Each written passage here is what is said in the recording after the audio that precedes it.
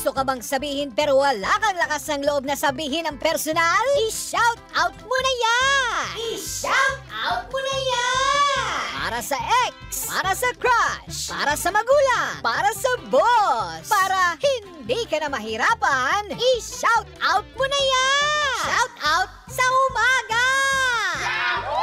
Shout out sa umaga with DJ Baby Toby! Number 1! 6.7 Energy FM! Same! Pero iba dito sa 106.7 Energy FM Pangga. Huwag mo sabihing radyo, sabihin mo... Nasaan yun? Ayun! Oras sa buong kapuluan, Pangga, check your time. It's now 6:28 on the clock. Good morning, Luzon, Visayas at Mindanao Metro and Mega Manila. Yan at syempre good morning din sa mga Pangga nating tuwang-tuwa na naman ngayon dahil thank God it's Friday. Ayan, magbubunga na naman yung matagal mo nang pinaghihirapan na Friday na naman. Ibig sabihin, wala na namang pasok bukas. Ayan tayo di ba? Yung hinihiling mo simula Sunday pa lang makakamit mo na naman. Oo, dahil alam ko simula Sunday or hindi naman kaya Monday, pagod na pagod ka na. Deserve na deserve mong umalis, magpahinga or hindi naman kaya maglaro ng Valorant. Di ba yan nga lang pang cope up natin di ba?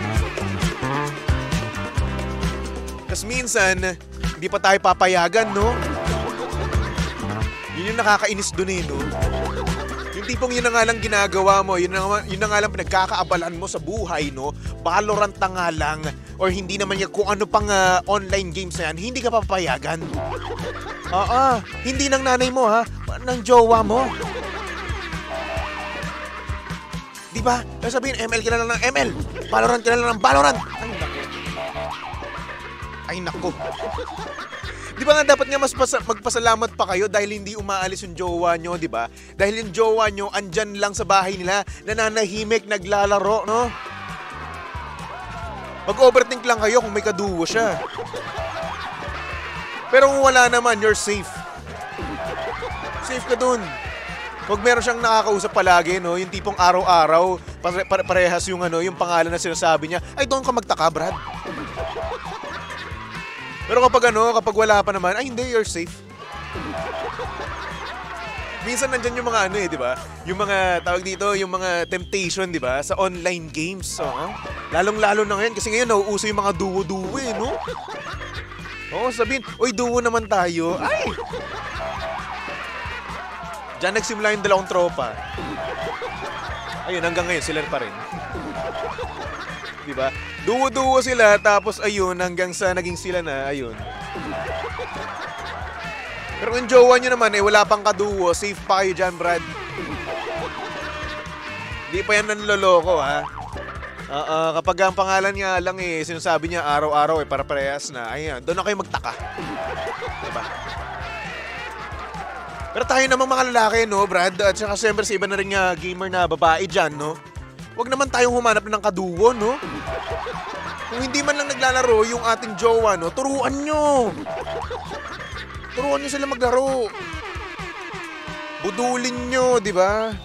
Ang sweet kaya nun, no? Kapag parehas kayo, tas tuturuan mo yung jowa mo kung paano mag-Valorant.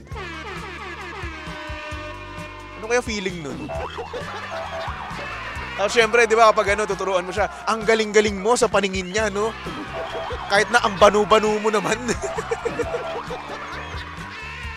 Isipin mo, kahit na ang rank mo iron para sa mata niya, napakagaling mo, isa ka ng Radiant. Di ba? Parang sa feeling ng gano'n, no? Humahanga sa'yo yung jowa mo na, uy, babe, ang galing-galing mo naman, babe. Wala, babe, paano yun? Ay, naka-ace ka, babe. Diba ang sarap, no? Kaso nga lang, ayun, single ka at syempre kung magkakajowa ka man, natatapat ka sa pinagbabawalan ka maglaro. Ay nako. Pero okay lang naman yan, no, Pangga? At least may jowa ka, no? Di ka tulad ng iba, no? Single. Walang kausap. Pagod lang sa trabaho pero walang bebe time. Di ba? Ay nako. Anyway mga pangyasaktong oras natin yan. 6:33 on the clock. Kaya naman good morning, good morning, good morning. Luzon, Visayas at Mindanao. At syempre kasama nyo pa rin at kalandian ang hot baby boy ng radyo. Walang iba kundi si DJ Baby Toby na of course live na live ngayon sa Energy FM Facebook page. Ayan, kung gusto nyo makita ang itsura ngayon ni Baby Toby, ay nako, sinasabi ko talaga sa inyo, tumutubo ngayon yung aking baby bigote. Pumunta lang kayo sa Energy FM 106.7 Facebook page at live na live tayo dyan, di ba? At dahil nandiyan ka na rin naman, no? Pakitampal na rin naman. Paki-power share na rin naman itong ating Facebook Live para nang sa ganoon mas makita pa ng iba kung sino ba talaga si DJ Baby Toby. And syempre, para nang sa ganoon makarelate din sila sa ating message sender ngayong umaga. Yan. Kaya naman, simulan na natin ang programang Shoutout sa Umaga. I-shout out mo na yan! Number 1, 06.7 Energy FM. Good morning! Luzon, Visayas at Mindanao, Metro and Mega Manila. Bago natin basahin ang ating message for today, no? Magbasa muna tayo sa comment section. Hello, good morning sa iyo. Happy Friday, Rowena Yuson. Hello. At sabi naman dito ni Alicia Guevara, hi, good morning Baby Toby, musta ka po? Pogi mo po ngayon sa outfit ninyo. Ay, salamat naman. Thank you naman, pero wala akong pera panlibre, ha? Hello then, good morning din kay Leia Bautista and of course kay Philip Mercado from England. Wow! International tayo ngayon, kaibigan. At syempre, good morning din sa mga pangga natin. Napagod na, oo. Ay nako, pagod na sa kanilang mga trabaho. Okay naman kasi, bakasyon din naman kasi kayo. Katulad na nga lang ng ating message sender. Itago na lang natin sa pangalang Jin. Sabi niya dito, good morning Toby. Nakakapagod din pala, no? Hindi ko alam na ganito pala mangyayari kapag tapos ka na mag-aral. Akala ko nung estudyante pa ako, sobrang dali na lang ng buhay at makakapag-ipon ka kagad. Yun pala hindi. Fake news. Gusto ko na lang mag-aral ulit. Yoko na sa mga obligasyon. Thank you so much, Baby Toby. Samyup na lang tayo soon. Balita ko naghahanap ka raw kanina nang makakasama mag-samgyup. O sige, samahan mo ako ha, pero dapat libre mo. Okay? Gusto ko libre mo yung samgyup ko ha. Presinta ka dyan eh. Ay nako. Pero totoo nga naman yung sinabi niya tawag dito, ni Jin. Na nung estudyante ka, akala mo napakadali lang ng buhay kapag graduate mo, no? Pero syempre, hindi natin alam na mas mahirap pala talaga. Kaya isipin mo, nung fresh grad ka, di ba, parang excited kang di ba? Excited kang magtrabaho kasi punong-puno ka ng energy, punong-puno ka ng passion. Pero as time goes by, mapapagod ka. Oo, mapapagod ka. Bakit? Kasi ang dami mo ng babayaran, ang dami mo ng obligasyon, di ba? Tapos dagdag mo pa yung yung dagdag pasahe and of course, yung sa mga bilihin, di ba? Ang dami. Ngayon, kapag ikaw ay matanda na, may trabaho ka na, yun ang iisipin mo. Di ba? Nung estudyante ka kasi, di ba, ang iisipin mo lang nun, assignment mo, di ba? Minsan, kapag hindi ka pa gumawa, okay lang naman, di ba? Pero dito sa real world, kapag nagtatrabaho ka na, kapag hindi ka gumawa ng trabaho, wala kang sahod. wala kang sweldo. So anong pambabayad mo? Wala, di ba? Ako ito, nasabi ko to before nung ako ay estudyante pa lang na Pangga. Naalala ko lang to, sinabi ko sa ate ko before na, ate, excited na ako tumanda, excited na ako magkaroon ng trabaho, gustong gusto ko na. Ay nako.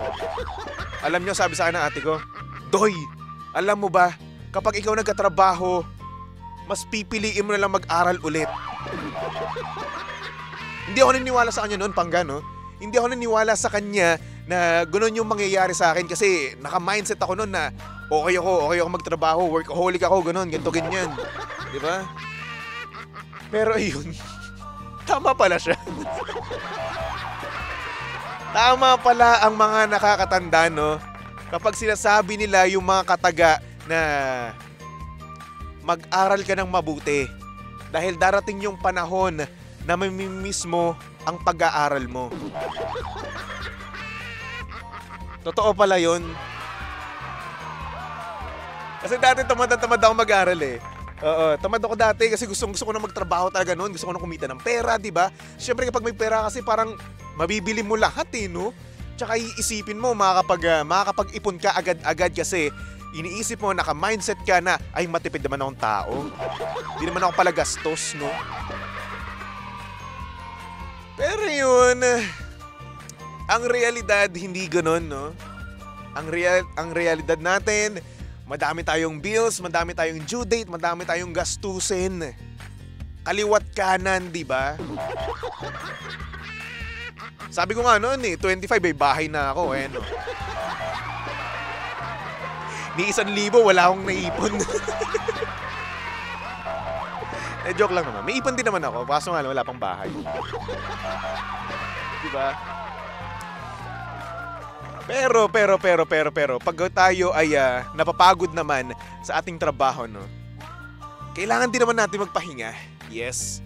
Kailangan natin magpahinga, kailangan natin umalis, kailangan natin, alam nyo na, hindi yung puro trabaho araw-araw, no? Yung lagi kang nakaharap sa computer, hindi ganoon.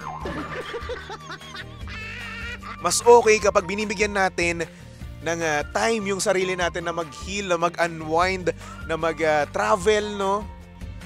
Rewardan natin yung sarili natin. Diba?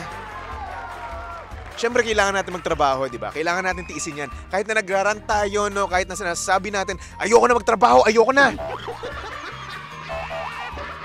Pero siyempre, hindi naman natin minimin yun, no? Hindi natin minimin yun. Kailangan pa rin natin gawin kasi eto yung kailangan natin para in the future maging stable na ang buhay natin at hindi maranasan ng mga anak natin yung mga nararanasan natin ngayon. Diba? Kaya naman, Jin, kakayanin mo yan, okay? Kaya mo yan. And of course, kung ikaw ay tinatamad na at gusto ng break, no? Kung sawang-sawa ka na sa mukha ng mga katrabaho mo, ayan, umalis ka lang, magbakasyon ka lang. Vacation leave is the key, no? Oo, pwedeng kang magbakasyon. Binigyan ka ng vacation leave for a reason, di ba? Hindi lang parang palamuti lang yan. Gamitin mo rin naman yan. At kung naubos naman ang iyong vacation leave, don't you worry. Meron ka pang sick leave. Oo, sabihin mo na lang, Sir, may sakit po ako ngayon. Sir, nilalagnat po ako ngayon. Sir, ine-LBM po ako ngayon. Diba? O Eddie, wala kang pasok, no? Pero huwag nyo masyadong gamitin yung sick leave nyo, ha? Oo, bayad dyan. Oo, kapag hindi nyo nagamit dyan in a span of 1 year, no? Malaki-laki. Laki nung makukuha nyo. Ayos yan, brad. Anyway, Jin, good luck sa'yo. Good luck sa karir mo. At syempre naman, sana ma-ignite ulit yung nag-aapoy mong drive, no? Yung passion mo, no? At kung ikaw man ay tinatamad ngayon magtrabaho, take a leave. Oo, saktong-sakto kung ngayon hindi ka pa nakakapasok. Pwede naman ata emergency leave, no? Tapos hanggang Monday, wala kang pasok, no? Oh, di ba Monday, holiday, o long weekend ka niyan. 4 days kang walang pasok, makakapagpahinga ka niyan, Brad. Kung gugustuhin mo, makakapagbakasyon ka sa ibang bansa. Kung mayaman ka, may extra ka lang.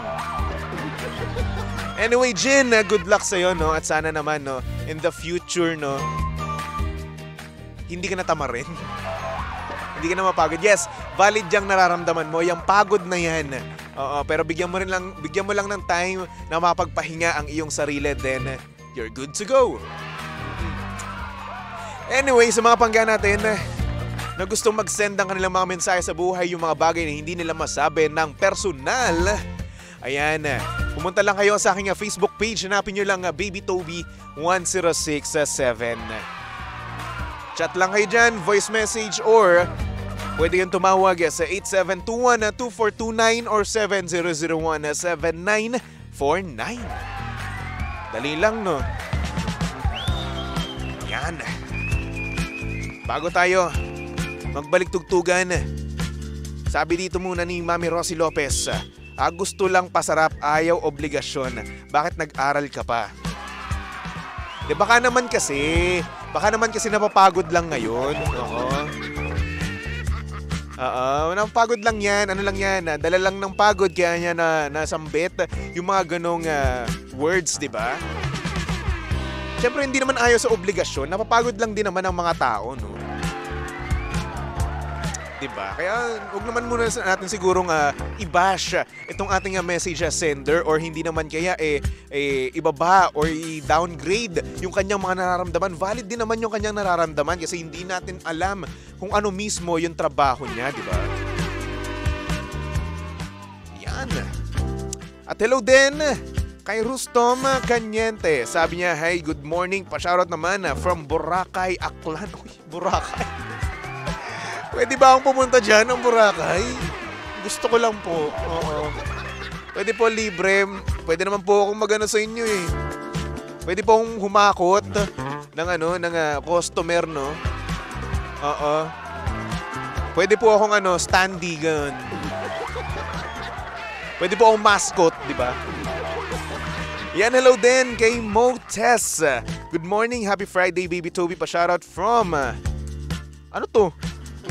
Eco Kick? Tama ba ako? Tama ba ako? Eco Kick, Maryland. Maryland? Tama ba yung Eco Kick? Ayun naman, huwag nyo naman pahirapan. Oo, napakaaga eh. O, sumagot na nito si Rostom. Pwede naman po. O, basta libre ha. Libre pa masahe ko, tsaka accommodation, tsaka food ko, ha? Yun na yung kapalit nun. Ako mascot nyo. Sabi naman dito ni Den Gapas, fighting sa lahat ng kapangga natin na trabahador. Laban lang ng laban, of course. Hanggat hindi pa tayo yumayaman, lumaban lang tayo. Yan. At sabi naman dito ni Normie, happy Friday, Baby Toby from San Diego. Wow, San Diego. Gilbert, hello from Candaba, Pampanga. Hello. Sabi naman ni Lindon, Baby Toby, samahan mo ako sa Boracay. Chat mo ko. Wala akong pera, Brad eh. I have no money. I'm so poor. Ay, nako. O siya, mga pangga. Magbalik tugtugan muna tayo for our next song.